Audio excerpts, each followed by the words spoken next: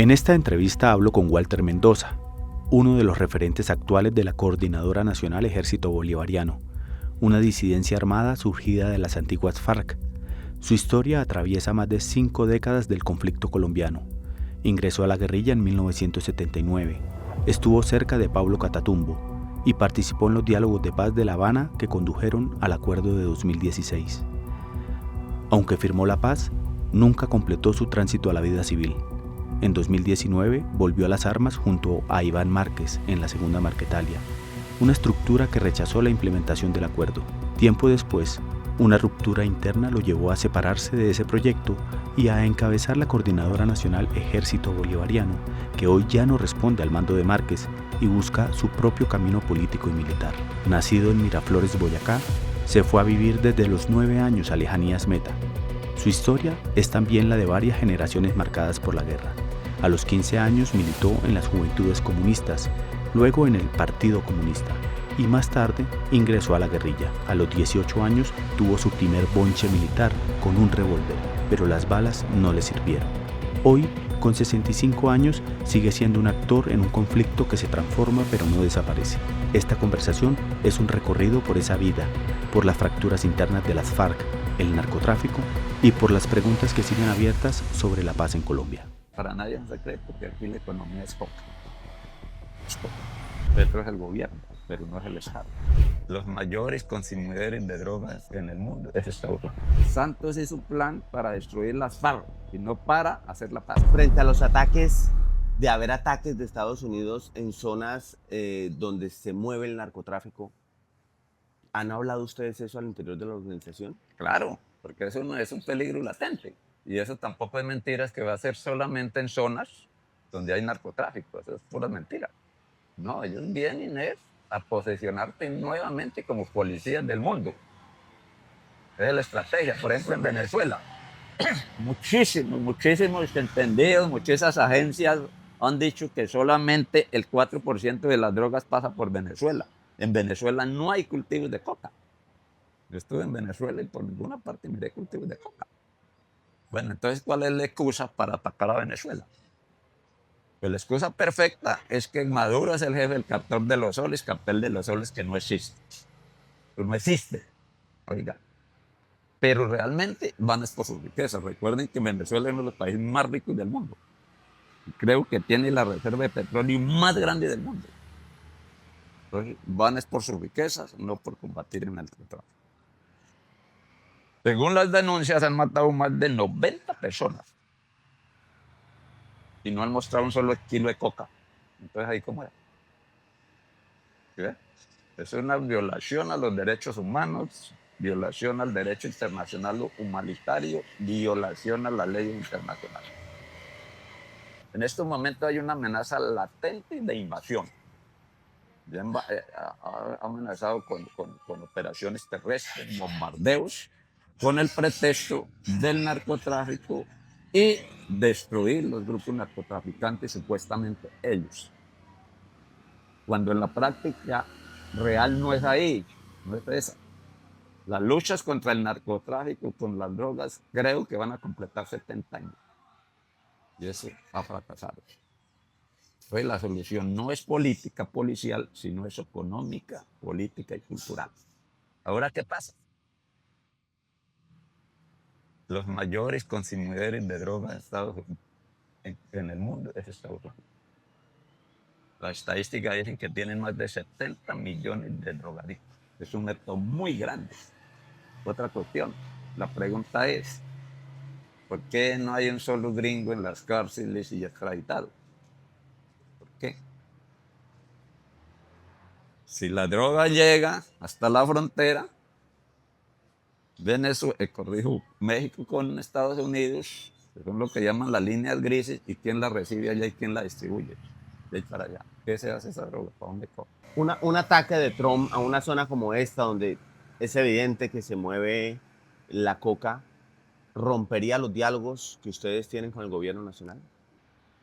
Pues yo creo que al contrario, nos obliga a unirnos todos. Porque no es un ataque contra un cultivo de coca o un laboratorio, no es un ataque contra el pueblo colombiano y la soberanía colombiana. Así de sencillo. O sea, ¿se unirían ustedes con... Bueno, hay que unirnos con Raimundo y todo el mundo para salvar a la patria, para salvar nuestras riquezas. ¿Cómo ven ustedes las elecciones, los candidatos que están aspirando a la presidencia de la República? Pues a ver, pues uno, pues según las encuestas, hay un gran favoritismo a través de la izquierda. Eso nos indica que probablemente el pueblito ahora sí está despertando. Ahora sí como que está zafando de esas amarras, de esa dominación de la extrema derecha durante décadas. Para nosotros es muy positivo que se posicione una visión de país, una visión de paz, una visión democrática, que se posicione. Como también es positivo que siga la continuidad del gobierno, que siempre ha abogado por la paz, la reconciliación y los cambios, y la lucha contra la droga, la lucha contra la corrupción, la lucha contra el paramilitarismo.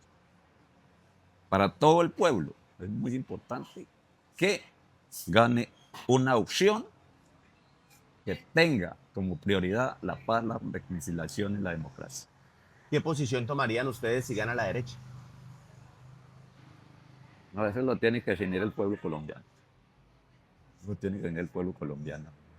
O esta vez sí, o esta vez no. Si van por otros 50 años de guerra o van por fin por los cambios. Por fin. Entonces nosotros en eso, hermano, desgraciadamente hasta ahora,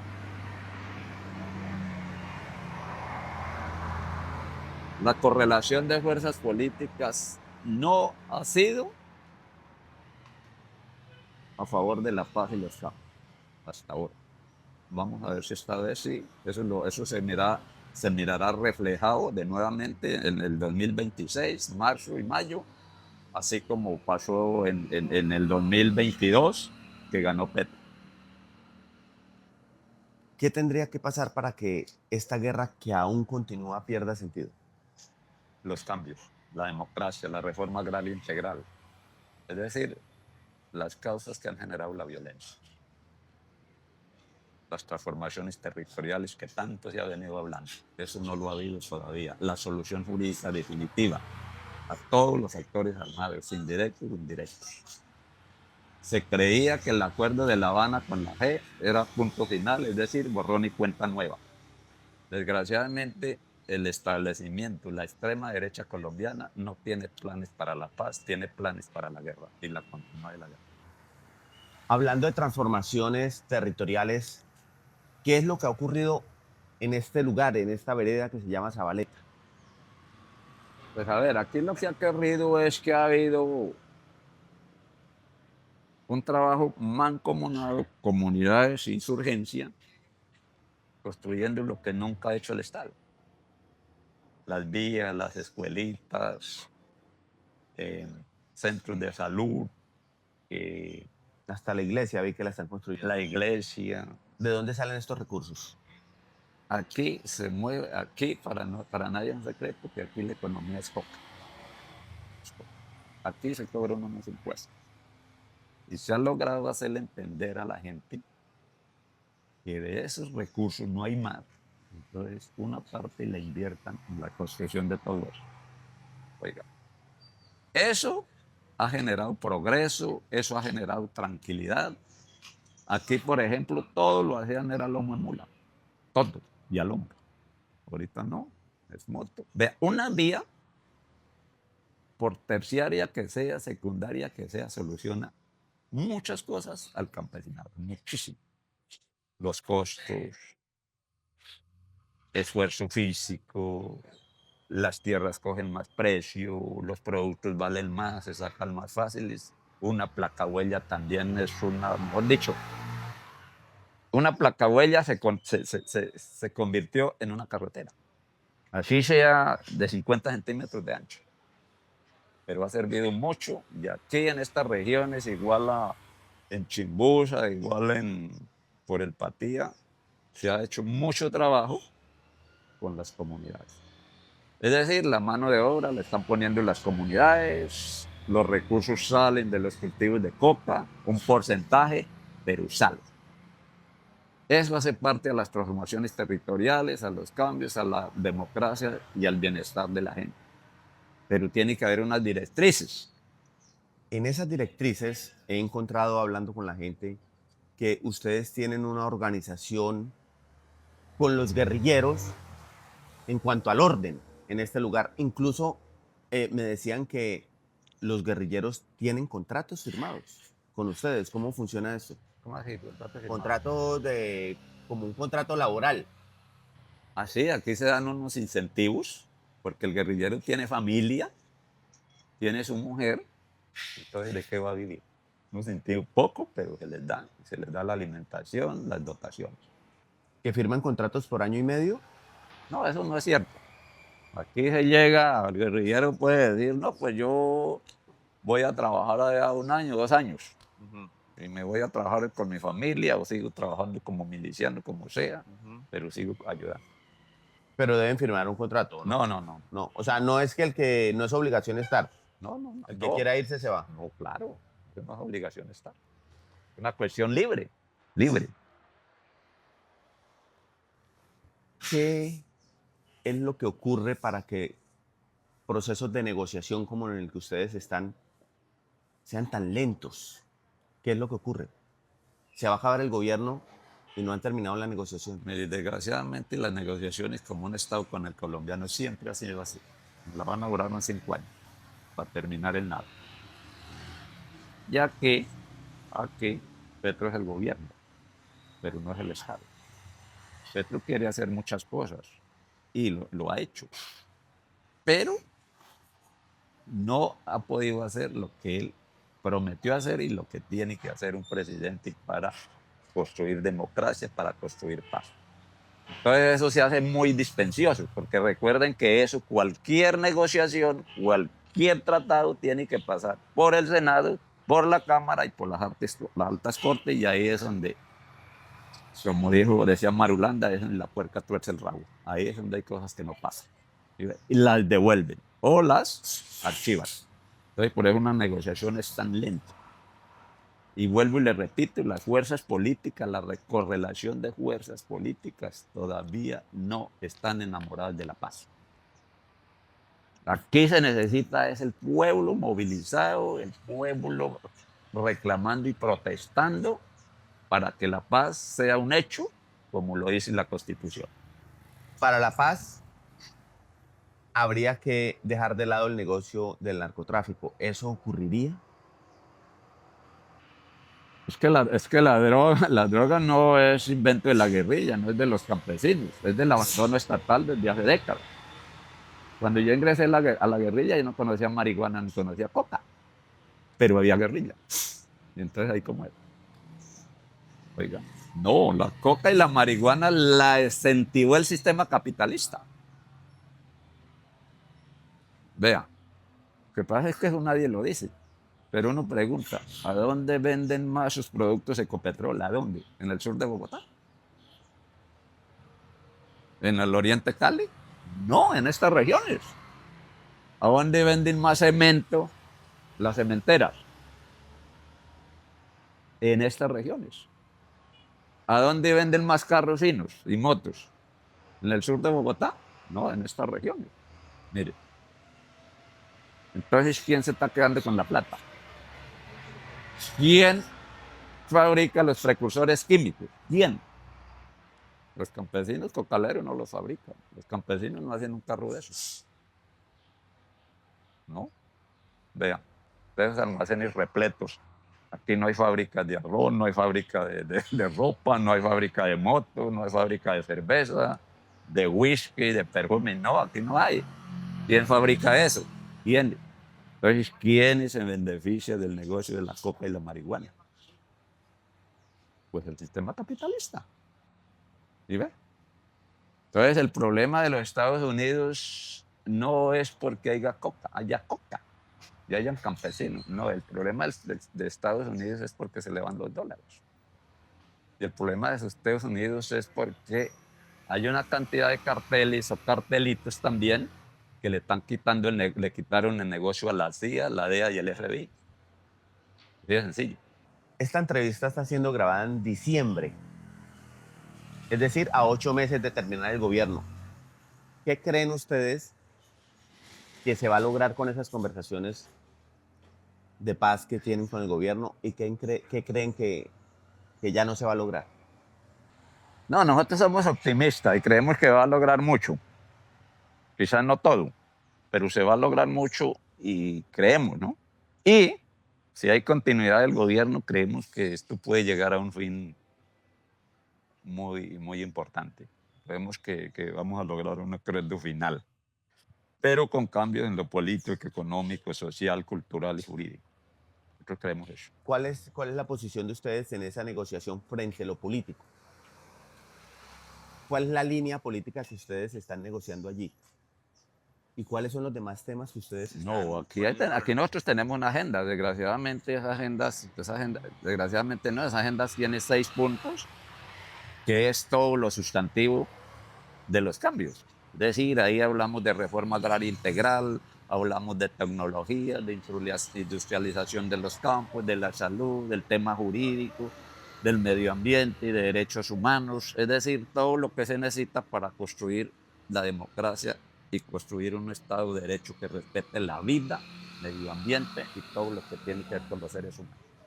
También están pidiendo participación política como en la negociación que se hizo o que se firmó en 2016 con FARC, es decir, que ustedes tengan curules Eso no lo hemos pensado, eso no lo hemos pensado, pero si el proceso avanza podemos también considerarlo. Por el momento hemos dicho, los líderes son las comunidades, sus líderes naturales. Ellos tienen que meterse en el concepto político, en el concepto que para ganar el poder se tiene que preparar la gente. Tienen que preparar alcaldes, gobernadores, asambleístas, senadores, militares, directores de clínicas, directores de hospitales, es decir, toda la maquinaria que tiene un Estado para poder gobernar. Oiga, empresarios. ¿Cuál es la diferencia entre autoridad y miedo, pensando justamente en este territorio? Pues yo creo que eso de los miedos, hermano, esos son, es decir, lo que ha venido haciendo la extrema derecha y la inteligencia militar.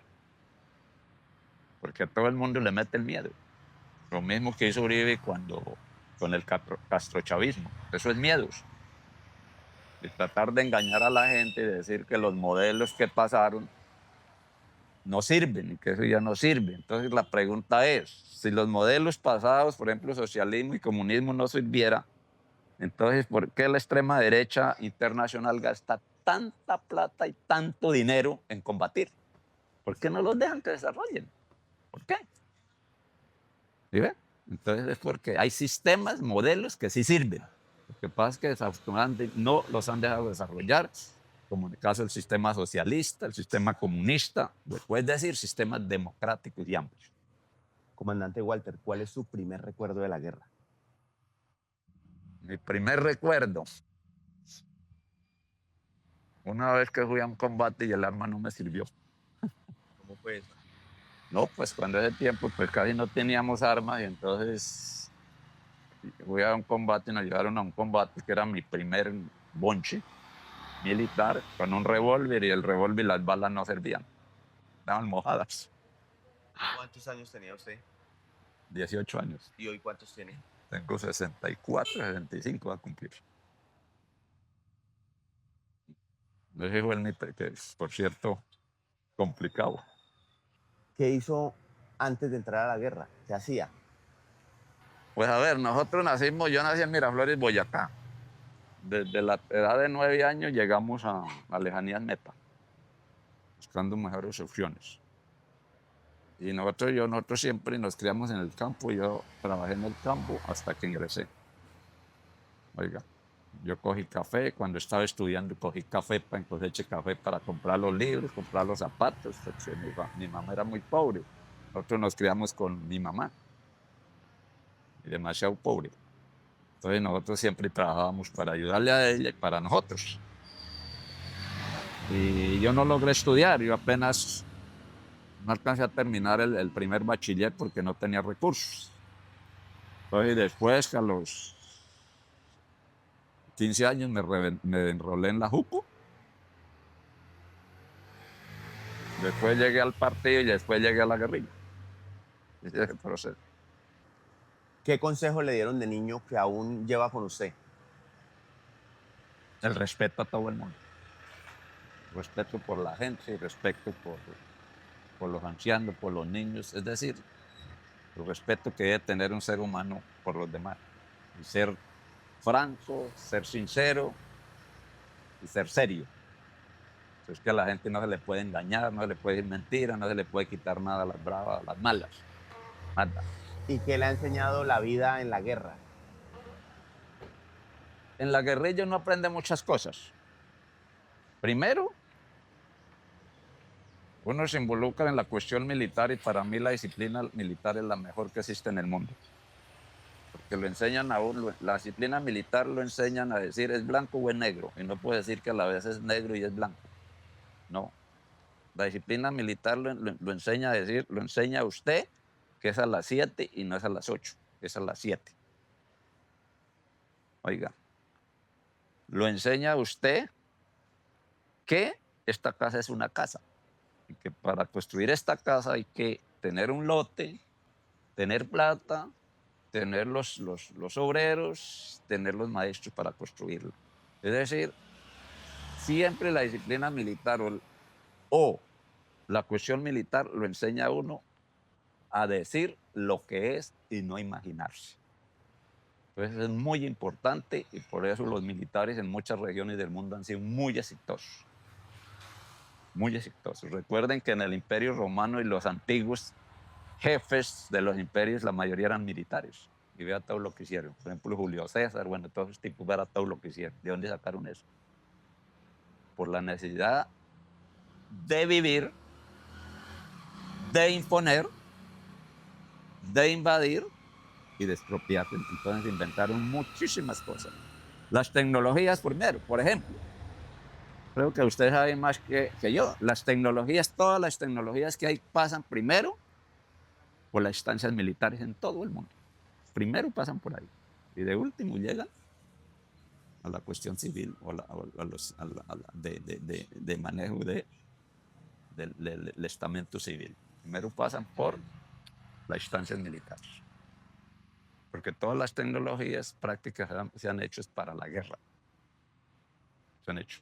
Quiero preguntarle sobre comentarios que ustedes como organización o usted personalmente tenga sobre los candidatos, como Abelardo de la Espriella. ¿Cómo?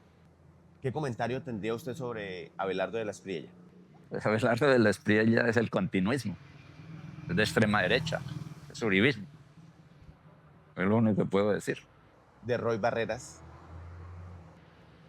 Es un poco más hacia el centro, creo yo. Tampoco no, pero recuerden que Roy Barrera es conservador. Sobre Sergio Fajardo. Sergio Fajardo, a ver, yo lo he visto como una persona como más mesurada, como inteligente, pero a mí lo que me han dicho es que es de centro izquierda. Pues al final, si todas las personas y todas las expresiones tienen en la mente la paz, la reconciliación y la democracia, pues bienvenido sea. Juan Carlos Pinzón. Nada, Juan Carlos Pinzón sí. Pero bueno, ahí está, está muy abajo en las encuestas. Claudia López está muy abajo en las encuestas. Sergio Fajardo creo que es el tercero, ¿no? Quedó en esta encuesta, creo. Sí, como que así es. Pero las opiniones, hermano, estamos en eso. Lo que llamamos la batalla por las ideas, la batalla por posesionar una expresión democrática, patriota, soberana. Estamos en esa batalla. Iván Cepeda. Pues Iván Cepeda creo que es como el que tiene la visión más clara sobre la paz, sobre la reconciliación y la democracia. Dice uno, ¿no? Gracias. Bueno, ya. Gracias a usted. Vale. ¿Cuándo sale? Para yo mirar. Yo creo que la otra semana. Igual yo se los envío con Andrés y yo se los envío lo que salga. Usted tiene mi número, ¿no? Yo tengo su número, sí. Venga, quería averiguar sobre ¿cómo se llamará eso? Como las reglas que hay aquí Porque entiendo que, por ejemplo, hay gente que debe estar carnetizada, como para reglas que tienen para llevar el orden en el territorio. Pues eso siempre se ha hecho. Se ha hecho desde hace mucho tiempo. ¿Carnetizados? Sí, tener unas reglas. A nosotros anteriormente Que al fin le encontró. Uy. anteriormente le llamábamos reglas de convivencia. Sí. Pero la carnetización también es válida para llevar un control de toda la gente por muchas cosas. Usted sabe que en las regiones mineras, en las regiones coqueras, llega gente de todas partes. Sí, Unos a trabajar y otros a robar, otros a hacer el mal. sí.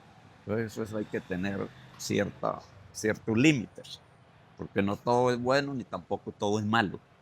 Entonces hay que tener una reglamentación, así como todo, porque es que nosotros somos un coestado. Es decir, donde no está el gobierno y nunca ha llegado el Estado, pues entonces ha estado la guerrilla, creo que ya de más de 70 años. Oye, y ahora se están matando entre los guerrilleros. O sea, antes luchaban contra el Estado y ahora se matan. Viejo, desgraciadamente es la repetición de la repetición.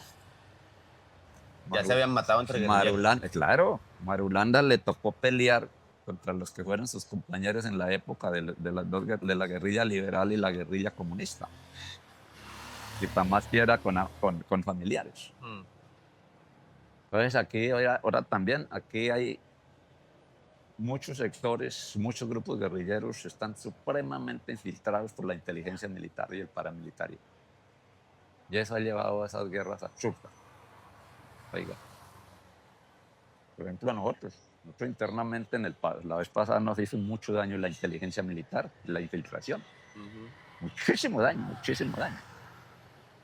Nos mataron unidades enteras. Se les robaban los fusiles, los descuartizaban. En lo que era la antigua guerrilla. ¿no? Le mataban civiles y decían que era la guerrilla. Secuestraban. Las guerras son así, desafortunadamente son así. Las guerras son trampas, engaños, mentiras. Sí. Porque todo el mundo busca destruirse. Porque la guerra es una confrontación entre dos cuerpos armados. Y esos dos cuerpos armados busca uno destruir al otro por vía de la guerra. Y en la guerra, da tristeza, pero en la guerra todas las herramientas son válidas.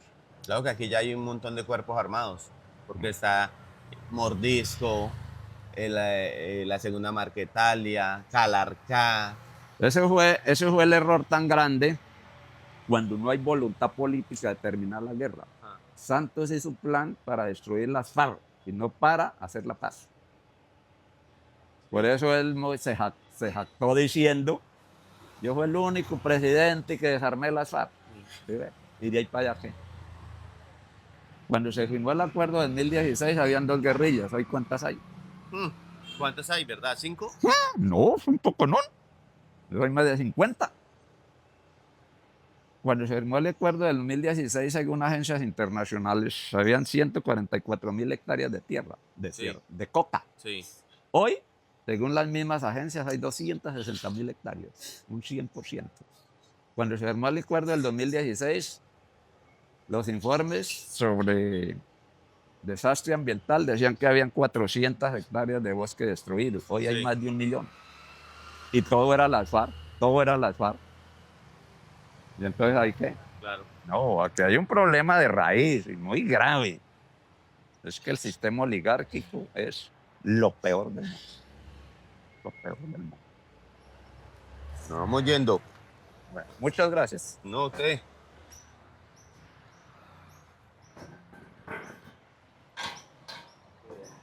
Bueno, ¿te vas hoy? Yo viajo mañana, en la noche. Tengo vuelo a las 7 de la noche. Ah, bueno. Mañana. Así que hoy estaré todavía Creo por que ya acá. nos toca irnos. ¿Van a reunión? Sí, señor. Don Walter, buenos días. Bien.